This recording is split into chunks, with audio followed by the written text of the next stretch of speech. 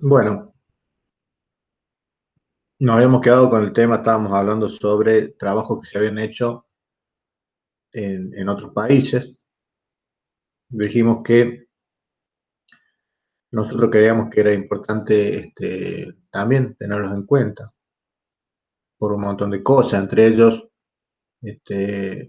nos ayuda a comprender también el comportamiento para que podamos compararlo, lo que sucede acá con lo que sucede en otros lados. O sea, y como cualquier otro trabajo científico, nos va a permitir este, ver cómo se trabajó, qué enfoque se dio, este, qué problemas han tenido en cuenta ellos que pueden intervenir en el resultado del ensayo.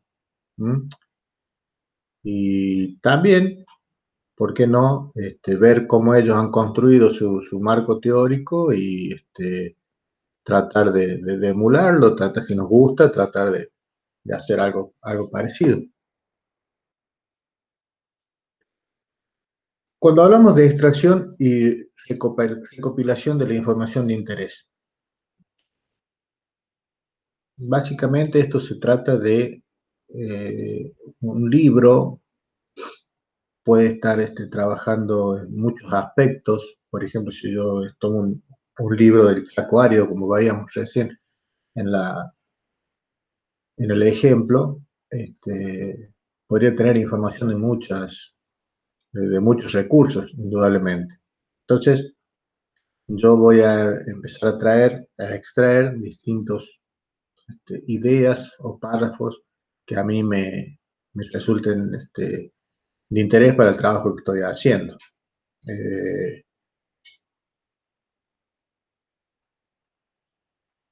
no todos los trabajos, o sea, hay una creencia que cuando yo estoy elaborando el marco teórico o sea, yo tengo que citarlo, pero tengo que citarlo de una manera textual o literal. Sí se puede dar, que yo lo cite literalmente, o lo que yo puedo traer es una idea. O sea, puedo leer el, el artículo o el libro o el capítulo y extraer una idea de eso, extraer un comentario o extraer una cifra que a mí me interese, en especial que me ayude a mi trabajo. Eh, puedo extraer varias ideas. ¿No? Este, entonces, uno puede ir anotando cosas. Generalmente cuando yo estoy trabajando en un trabajo de investigación, utilizo una libreta. ¿Mm? Y empiezo a hacer distintos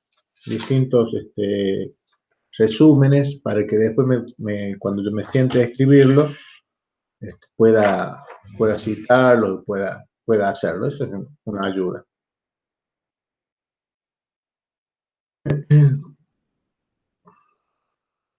Cuando estamos hablando del libro, lo que yo debo recordar o escribir principalmente es el título, título y subtítulo si lo tuviere, el nombre del autor o de los autores, el lugar y el año de edición, la editora o la editorial, y cuando se trata de una reimpresión, el número de esta reimpresión.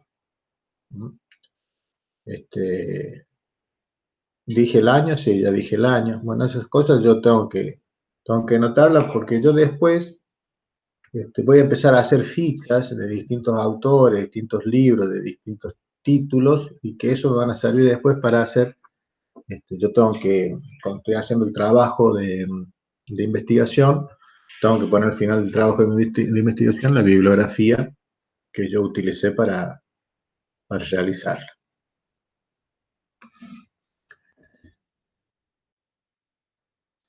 En los capítulos de libros, cuando estos capítulos fueron escritos por varios autores, o si fue una recopilación, un libro que ha recopilado las ideas de varias personas, tengo que poner lo mismo que puse cuando se trataba de un libro, pero además tengo que poner los nombres de los compiladores, ¿m?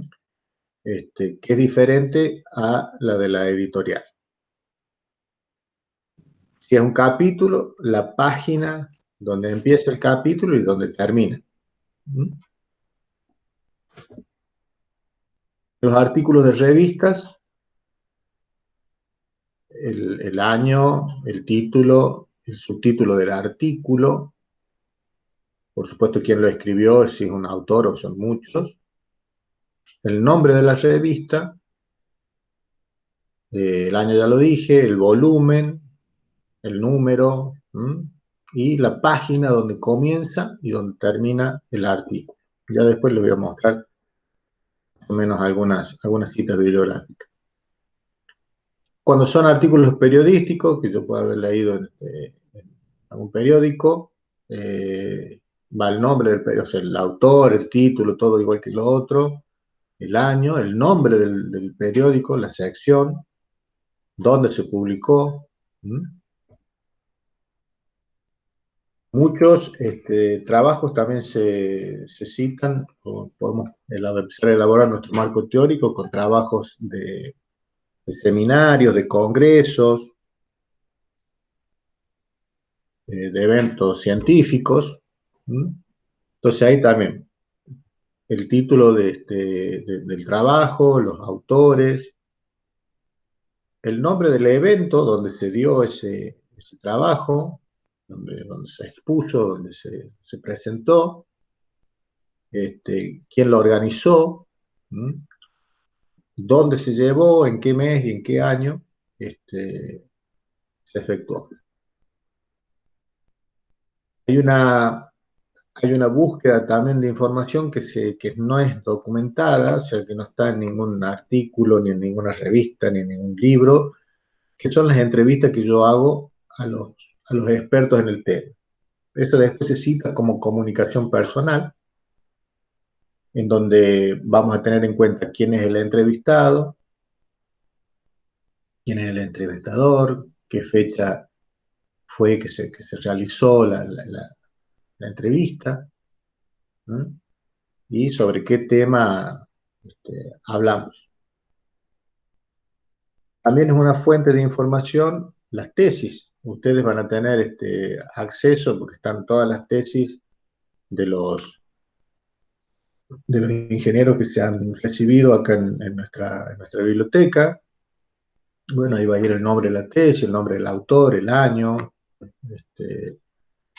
la escuela o la institución donde se recibió, donde se elaboró la tesis, bueno, etcétera. Ahí empezamos a hacer algunas referencias. ¿Cómo construimos todo este marco teórico? Uno de los propósitos del marco teórico es justamente que nosotros vamos a revisar la literatura, pero analizarla y a través de este análisis poder visualizar si la teoría que estamos analizando o que es existente sugiere alguna respuesta a la pregunta que yo tengo, o me da una idea, una dirección a seguir dentro del tema que yo estoy buscando. ¿Qué nos puede revelar este marco teórico? Nos puede decir que existe una teoría completamente desarrollada, o sea que ya otra persona ya hizo esto, hay mucha evidencia empírica, o sea que se ha hecho efectivamente, y que se aplica a nuestro problema de investigación. Nos puede decir de que hay muchas teorías que se aplican a nuestro problema. Nos puede decir que hay trozos o pedazos de teoría que se aplican a nuestra teoría, a nuestro problema.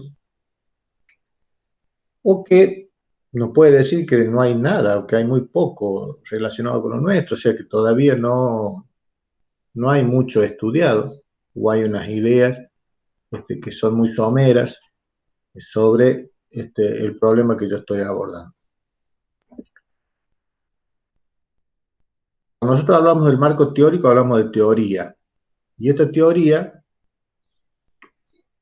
cuando nosotros decimos, ¿qué es la teoría? Bueno, acá hay muchas definiciones contradictorias, ambiguas.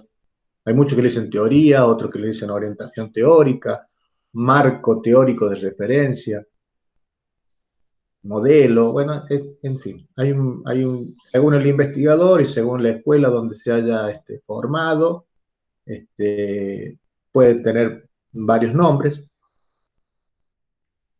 Este, Se usa el término teoría también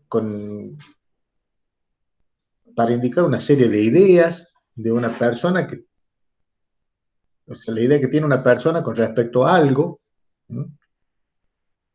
Por ejemplo, yo tengo mi propia teoría como sobre educar a los hijos. ¿No? Es una idea, en realidad, de cómo educar a los hijos. Este, o sea, hay una concepción también de considerar a la teoría como un conjunto de ideas. ¿No?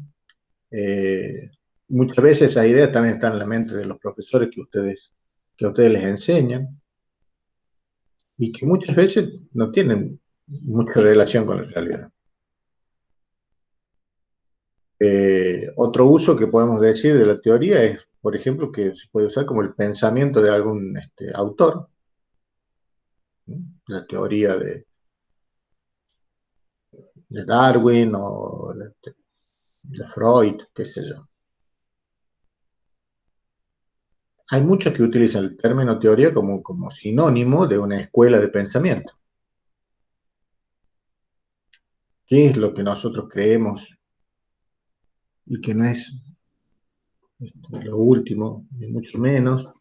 Pero para nosotros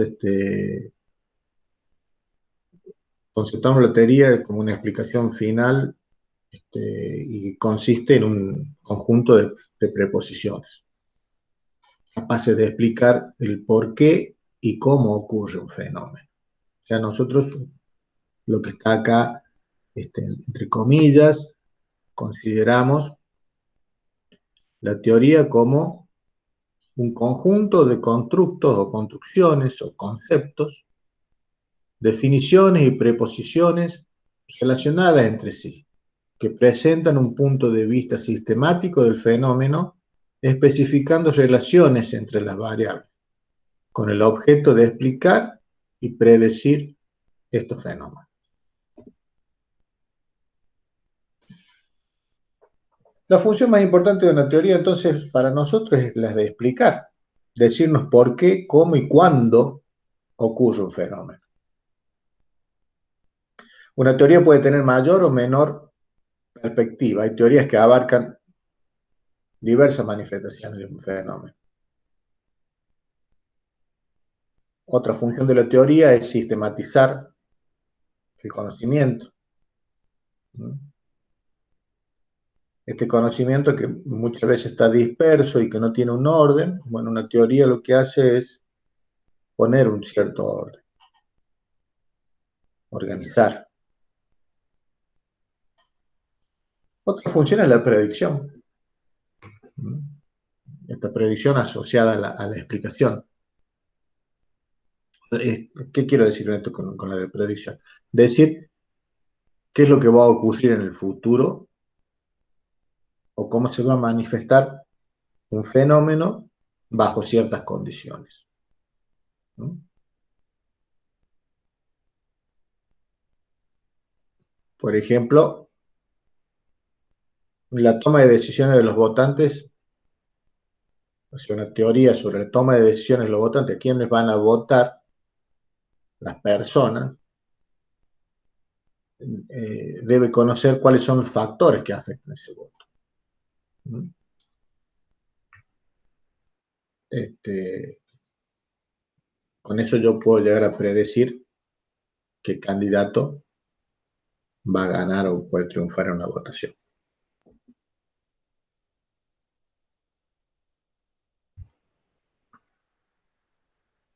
Frecuentemente cuando yo estoy frente a observando un fenómeno, No hay una sola teoría que aborde ese fenómeno. Generalmente, o puede pasar que se requiera de varias teorías para explicar. Una teoría es útil cuando explica, cuando describe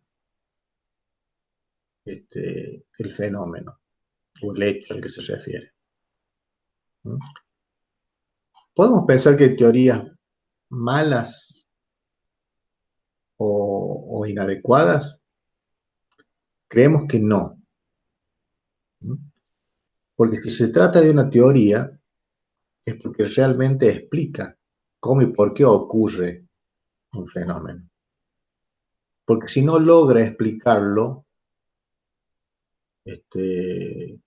no es una teoría, podría ser una creencia, ¿no? Una suposición, una especulación, pero no una teoría. Bueno, eh, cuando, cuando hago un marco teórico siempre es conveniente efectuar la revisión de la literatura. Y entonces la voy a presentar de una manera organizada. ¿Mm? Y a esto llamamos específicamente el marco de referencia, el marco teórico. Puede pasar que nuestra investigación se centre en un objetivo muy específico, en el cual nosotros vamos a medir variables particulares, ¿no? Y entonces nosotros es adecuado que no solamente hagamos una revisión bibliográfica sobre eso tan detallado o tan particular, sino también por todo el contexto. Por ejemplo, si yo estoy hablando de un censo demográfico en una cierta determinada localidad, que pasó en un año específico, sería bueno o es bueno contextualizarlo o decir cómo ha evolucionado, por ejemplo, de censos anteriores, o si hay una diferencia o no con otros censos, ¿no? O sea, no solamente el caso particular, sino ver el contexto. Este, Ahora, no tengo que perder en cuenta de que yo tengo que adecuar mi marco teórico, como les dije en un principio, este, adecuarlo al trabajo que estoy haciendo, ¿no? Hay algunas naturalezas del estudio que exigen que yo obtenga resultados rápidos, por ejemplo, en, una, en un seminario de titulación como el que ustedes van a hacer. Entonces, la construcción de ese marco teórico va a ser, tiene que ser rápido y sencillo y no tiene que llevar tanto o demasiado tiempo. ¿Mm? Entonces, para eso hay que centrarse en el problema, no divagar con otros problemas ajenos al estudio, porque un buen marco teórico no es aquel que tiene muchas páginas, ¿no? No se trata de ver eso, sino que se trata de ver con profundidad los aspectos que relacionan el problema, ¿no?, que yo estoy tratando de resolver, esa relación del problema que vincula lógica y coherencia en los conceptos con antecedentes o estudios anteriores que han hecho otros investigadores.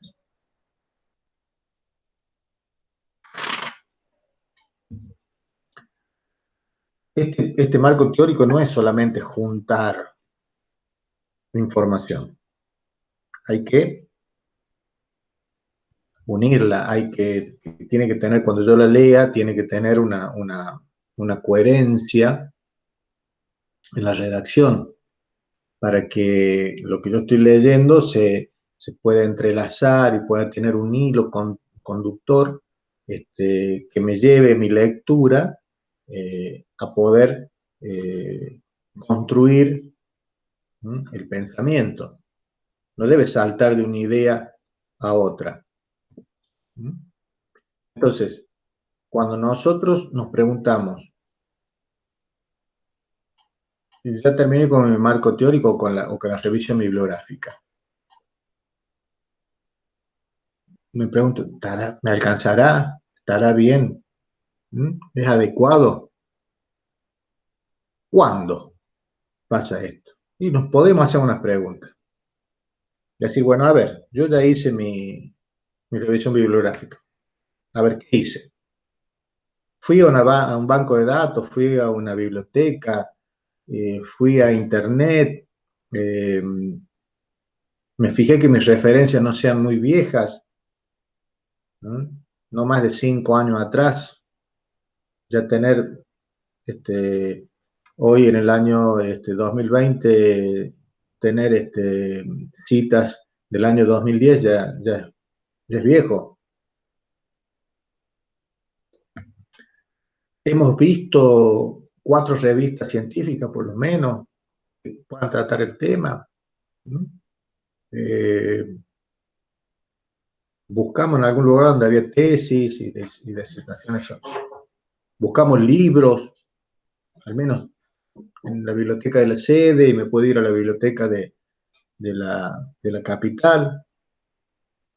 Me entrevisté con más de una persona. Si yo puedo contestar que sí a cada una de estas, entonces sí hemos hecho una buena revisión bibliográfica.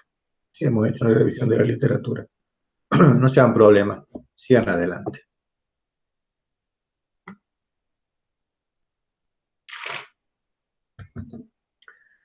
Les voy a mostrar, acá hemos terminado la presentación, les voy a mostrar algunas cosas para que veamos. A ver.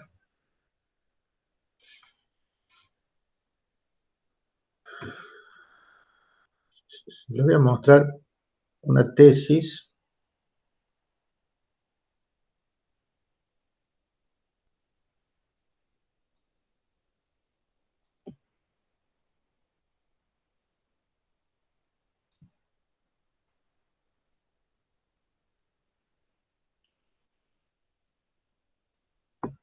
¿Están viendo? ¿Ven un Word ahí? Sí, profe. Sí, se ve bien. Profe, ahora sí Bien. se- ¿Qué les quiero mostrar esto? Algo de lo que hemos hecho o de lo que hemos estado hablando para que veamos en concreto con un ejemplo de acá de la zona. Entonces, este es el título: relevamiento de características físicas y químicas del suelo correspondiente a 3 subregiones de los llanos de La Rioja y su relación con el manejo. Esta es una tesis de maestría. Esto fue dado hace un par de años atrás. Entonces, esta es la carátula.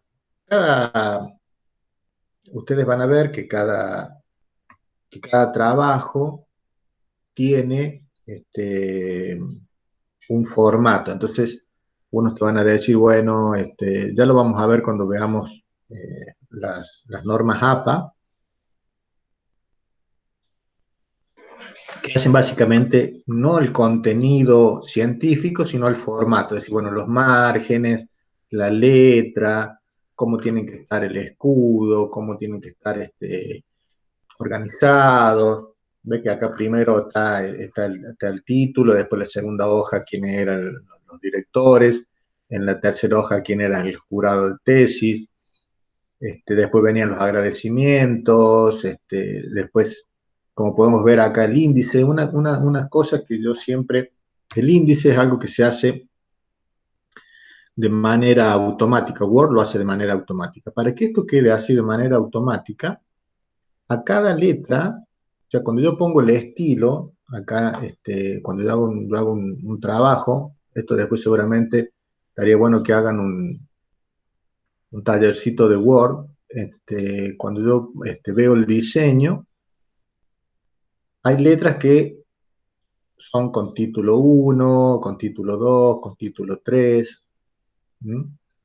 cada una de estas tiene un formato distinto, ¿no? Dice, bueno, la letra título 1 va a ser para el título, si yo tengo un subtítulo será el título 2. Entonces, después cuando yo hago el índice, lo único que hago es pegar la tabla de contenidos. Y automáticamente me pone solo, me pone todo esto, inclusive si yo me paro, puedo tocarlo e irme directamente al lugar donde se encuentra esto. O también puedo ponerlo, por ejemplo, si yo pongo acá panel de navegación, acá al lado se me pone, y yo puedo tocar cualquiera de estos y me voy, no sé si lo observan, eso es lo que estoy diciendo. Aquí vemos, como todo trabajo, tiene un resumen, en el cual pongo todo lo que se va a desarrollar en el trabajo que está después de esto, y en todos lados está, es una condición que esté en español y en inglés. Luego hay una pequeña introducción, que en la introducción generalmente no hace falta poner citas, sino que la introducción es una construcción de la idea, que es una construcción propia y que es libre. Entonces, uno acá puede ser más creativo y no hace falta poner ninguna cita en particular. Y ahora sí, cuando voy a los antecedentes, que este es el marco teórico. Entonces,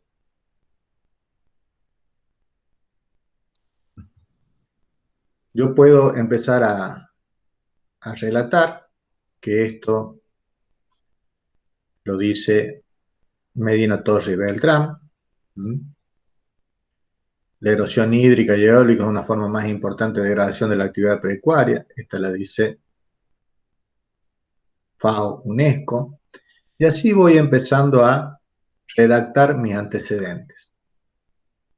Yo, fíjense que acá empecé a hablar de cambios físicos químicos en el suelo y no entré directamente a hablar de física química en el suelo, sino que eso yo les decía cuando empezamos a abordar y tenemos que abordar en el contexto donde se va a encontrar nuestro trabajo, ¿no?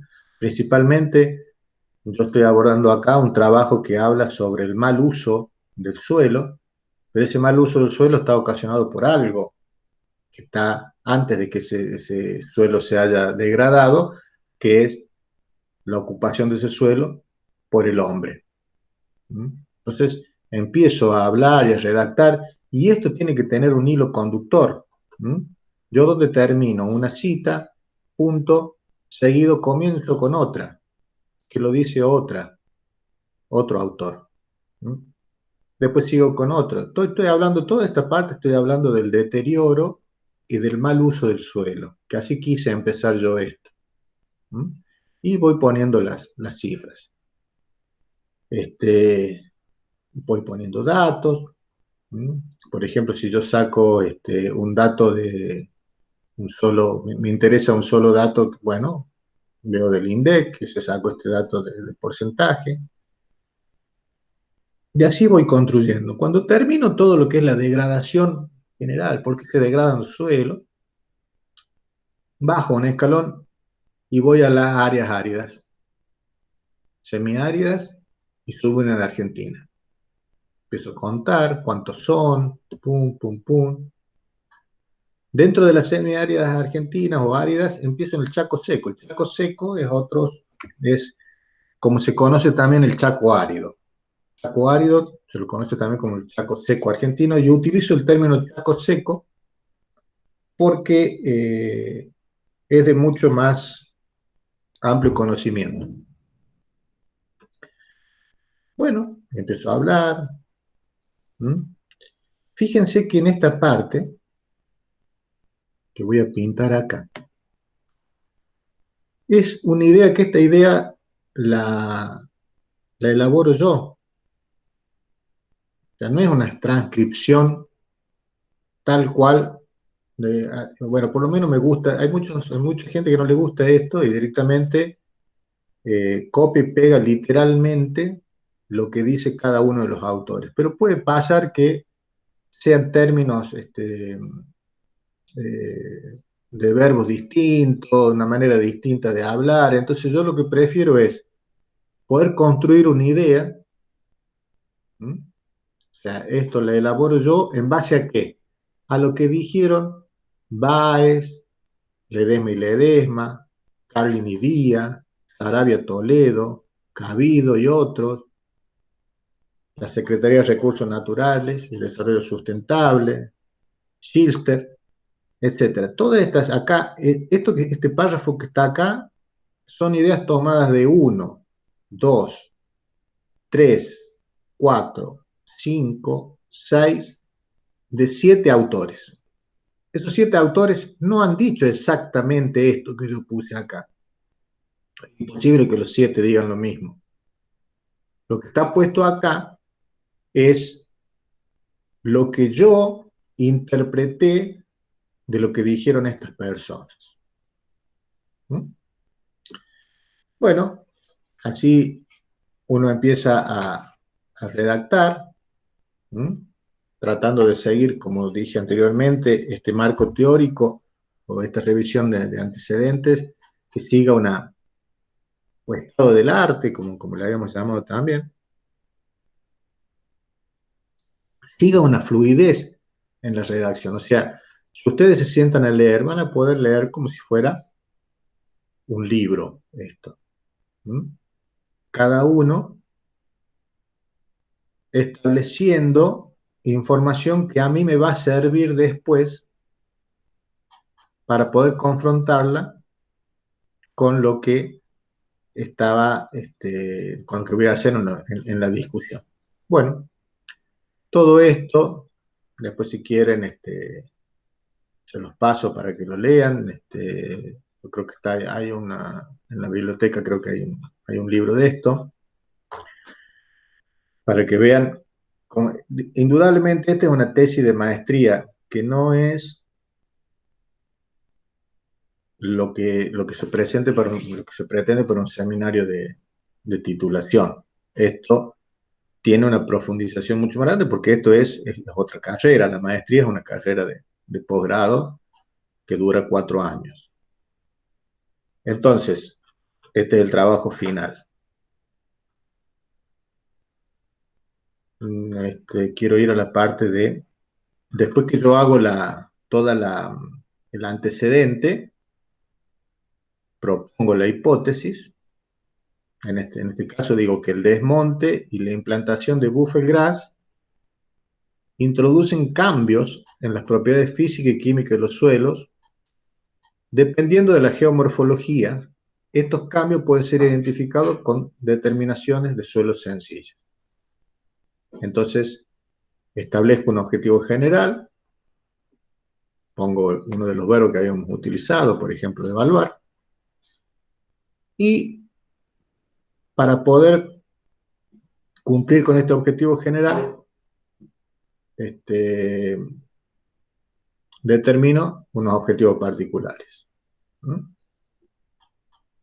Determinar las propiedades físicas y químicas que son afectadas por el tipo de manejo, determinar las propiedades físicas y químicas del suelo en sus regiones de los llanos de La Rioja. ¿Mm? Y después voy con materiales y métodos. Lo que les quiero mostrar, que después lo voy a dejar porque ya después se lo voy a mostrar cuando veamos específicamente materiales y métodos, pero quiero mostrar la bibliografía. La bibliografía.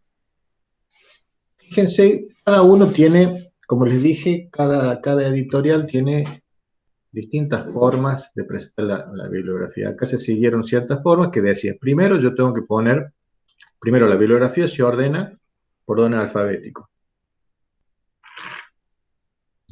Cuando son muchos autores, en el marco teórico, acá pongo el nombre del primer autor y se pone la letra et al, quiere decir en latín y otros, o también quiere decir y colaboradores. ¿Cuáles son los colaboradores? Todas estas personas. Que sí las tengo que poner cuando pongo la cita completa. Pongo el nombre de todas las personas, el año, cómo se llama, efecto de la cobertura vegetal sobre las actividades biológicas del suelo del Chaco árido. ¿A dónde lo encuentro?